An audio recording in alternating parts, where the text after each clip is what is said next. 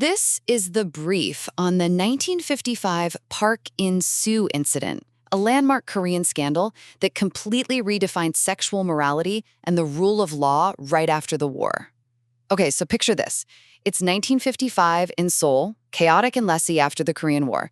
You've got this Western wind of American influence crashing right into old-school Confucian values.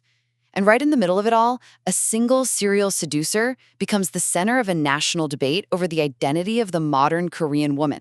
Let's get to the takeaways. First, you have the man himself, Park In-soo. He was an unemployed guy who faked being a high-status Navy captain to gain trust, and it worked. He lured about 70 educated women by promising them marriage. His targets were often called apue girls, that's French for after the war. They embraced Western fashion, went dancing, and had a new kind of financial independence that really rattled the old guard.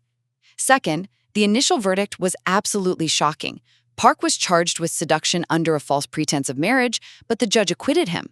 The reasoning? He said women who frequented dance halls were just seeking pleasure and weren't the innocent women the law was designed for. This led to a truly infamous legal phrase: the law protects only chastity that is worth protecting. So what was the long-term damage? That's our final takeaway.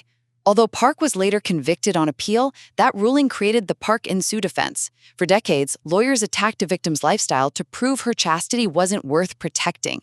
This specific law wasn't abolished until 2009, when the court finally rejected the idea of the state policing women's sexuality.